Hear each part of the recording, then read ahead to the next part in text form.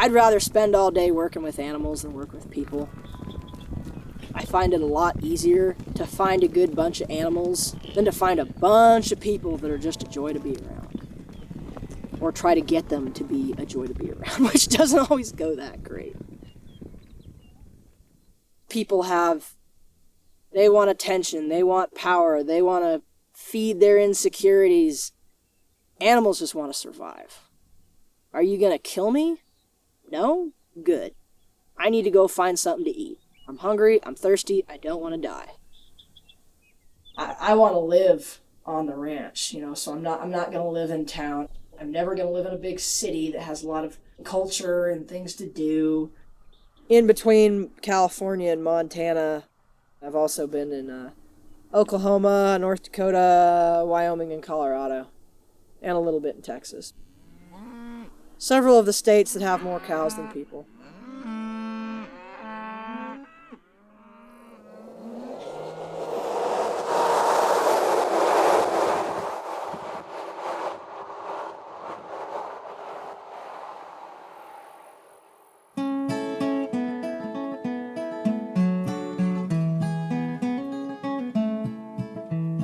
Rambling round your city, rambling round your town, I never meet a friend I know as I go rambling around, as I go rambling around. My sweetheart and my parents I left in my old hometown. I'm out to do the best I can as I go rambling around, I go rambling around.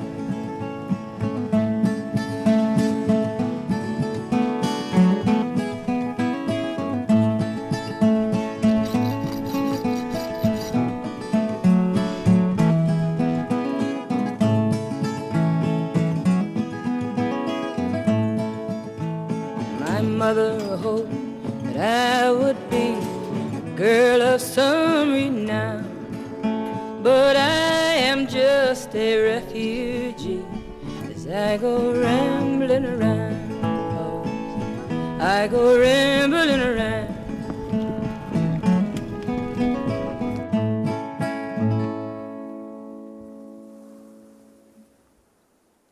Don't let the cow vaginas get you down.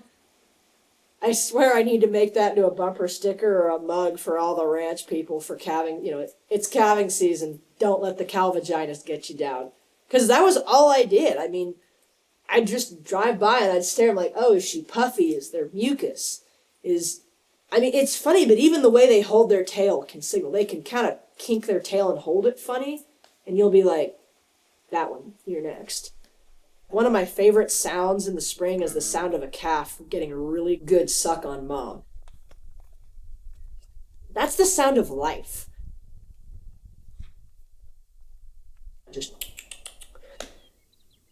They're slippery little sons of a guns. You stick your arm in the vagina and you move, maybe you pull a leg up so that the leg's not folded back. Maybe the head's bent sideways and you pull it around. You might have to really rearrange things, and of course it's dark, you can't see what you're doing, and the cow's clamping down with a death grip on your arm. But you do your best to get in there and realign that calf to where it can come out smoothly, because if it's folded up too bad, it just won't fit. I mean, every once in a while, not often, but sometimes you get a two-headed calf. You do it enough, you're going to see all sorts of weird stuff. They're big and they're fat, but they move pretty fast when they want to. Sometimes you get a crazy one. I was leading one of the bulls in from his pen down the aisle towards the collection pens, and he'd been acting a little snorty that day. Just kind of popped him with the lead a couple times, like, knock it off. So I try to pull him to get him around me, and instead he just charges. And immediately started grinding his head into my, kind of right about here, like my torso, which is how bulls will fight with each other, even play fight. But he broke 3 of my ribs in the course of about 30 seconds. Twisted up my ankle pretty good. And I was told that the bull worked really good after that. Oh, he collected really well. He made a lot of semen. Well, I'm so glad that I could help. Do my part.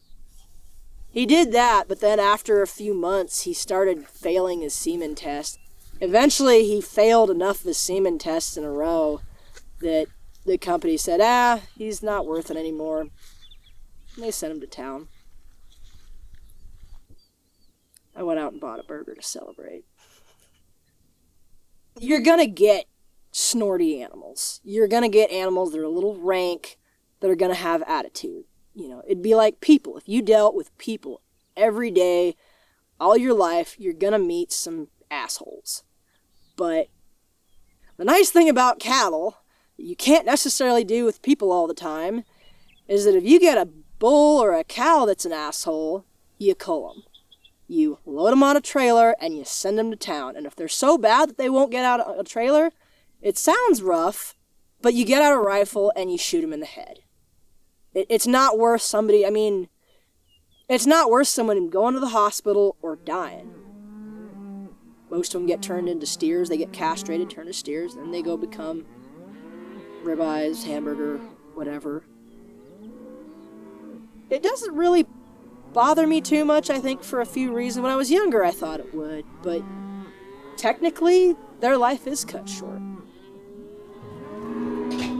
People who aren't out here seeing this in real life, sometimes they like to assume that this animal would have this long-lived, peaceful life if we weren't here.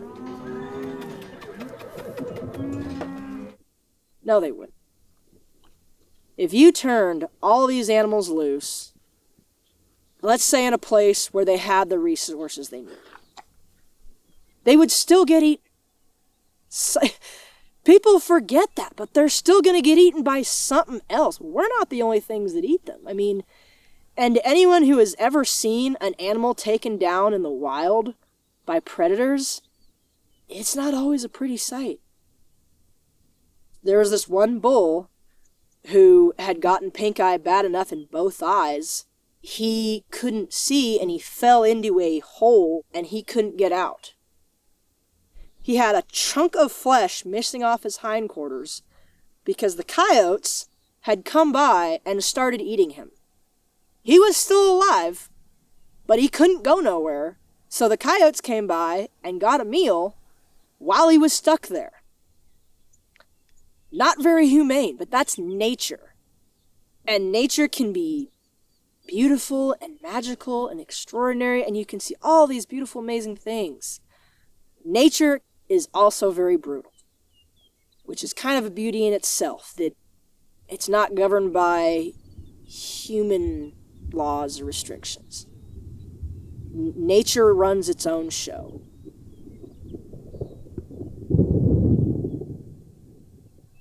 At that point, we were just waiting for the coyotes to come back and finish him off, so we shot him. It was too bad that had to happen, but a bullet in his skull was a lot quicker than laying there having a pack of coyotes tear your guts out.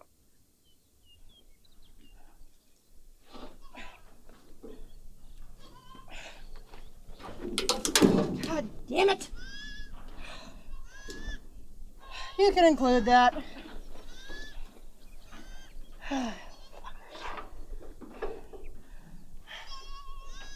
That's great.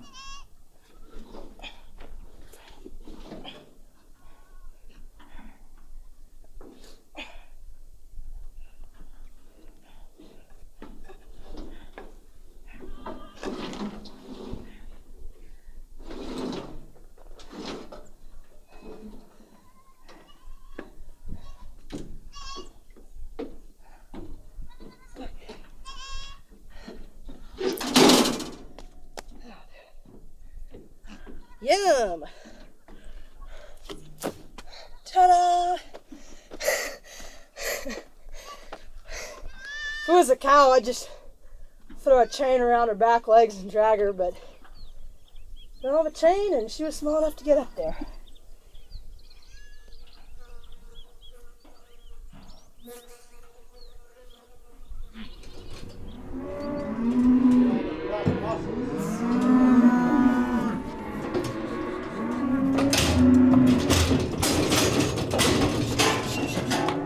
All the way, sweetheart.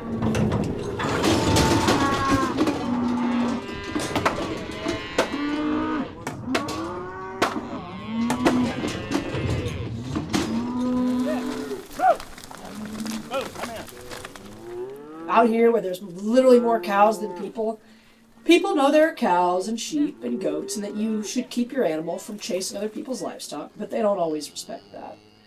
They don't always respect that it's someone's livelihood, or maybe that someone's, has spent months raising these animals. They depend on them for a living. They put a lot of time and effort to keeping them healthy. So you got to protect them. Luna was just a little sweetheart and she'd just walk around and politely follow me around and just wait for her breakfast. And I got down there and my boss said he saw some dead cows, and I said, "Is one of them a Bronco face?" He said, "Yeah." And that's the shitty thing about people's stray dogs. Coyotes eat to feed themselves, and you can at least kind of respect that. They didn't even eat her. They just tore up enough to kill her and left her.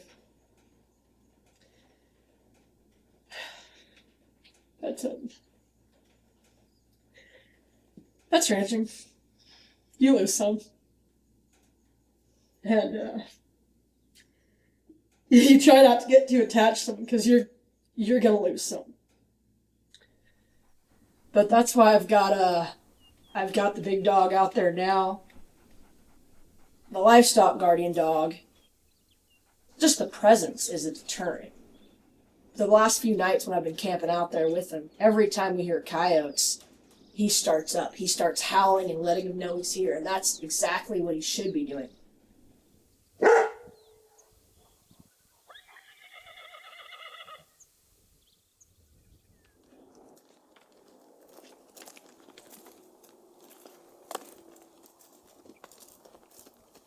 Hey, sweetheart.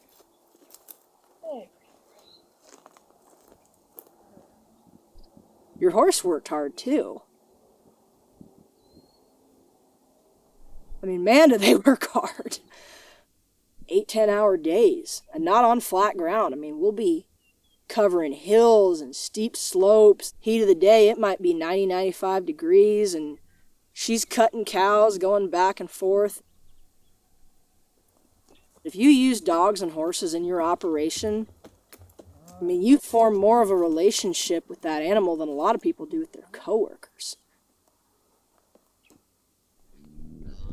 That's all you can count on out there. I can count on my dogs and my horse. I have respect for them because they've got my back. Ranger, down! Hey! Come here! Ranger, come here!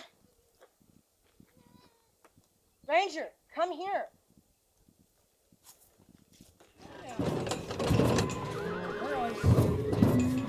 Girls.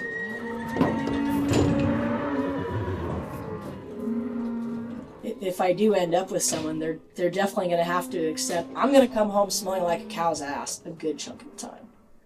And that's probably the best thing I'm going to smell like. I have never been able to smell. Kind of a blessing and a curse. I mean, I might be shoulder deep in a cow trying to pull out a calf. Sometimes alive, sometimes not. Definitely had to try to pull out a couple calves that were at least a day or so dead. I can only imagine that smells pretty ripe. My dog overdosed on calf placenta one day when I was working and he wasn't paying attention and had the shits on my carpet the next morning. And I should probably be very grateful that I cannot smell that. It's a rich food. It's rare that I would even occur to me to put on something that people would notice that smells nice. Like, wow, I'm sure the bulls you're about to go collect semen from will really appreciate eau de toilette or whatever that.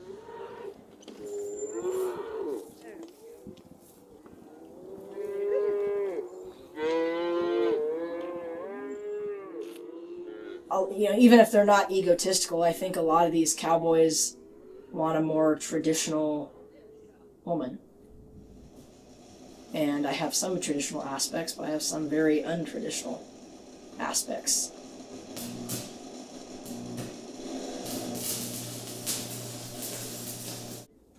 I might meet someone and might not.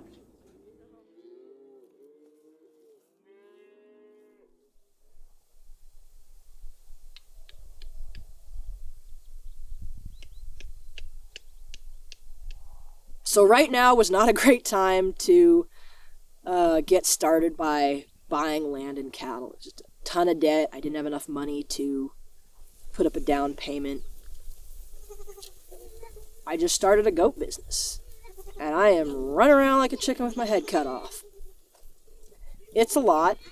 And I might not be getting a lot of sleep. And I might be pretty tired. And I'm not doing anything else other than work at the day job, and then come home and take care of the goats. Why do you smell like goat diarrhea?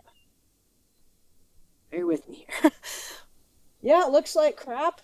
The inside doesn't look much better. I mean, it's too bad you can't, somehow transmit the smell of goat in my house to the audience.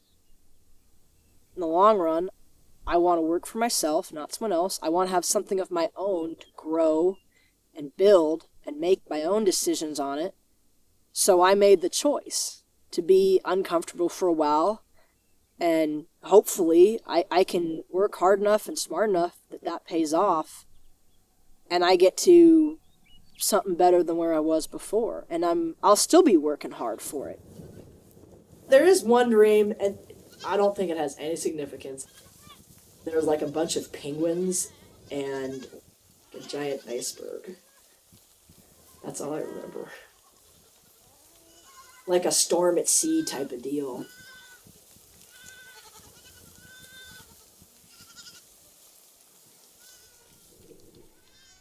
Sometimes you hear people just sit and complain. The same argument over and over and over again. Wah, wah, wah. This. Well, I'm just stuck. How stuck are you? You're driving around a truck on the ranch and you bog down in some mud. How stuck are you? Are you really? If you just put on the gas and don't go anywhere, are you stuck? You put it in 4-wheel drive and it still doesn't go anywhere, are you stuck? If you get a winch or you get some branches, and you might have to really jerry-rig some stuff, but how stuck are you?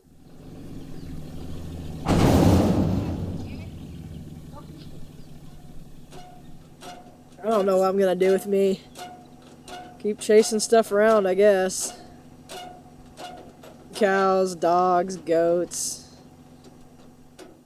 Hopefully with a little more finesse down the road. Right now it's kind of a shit show. That's alright. Gotta start somewhere.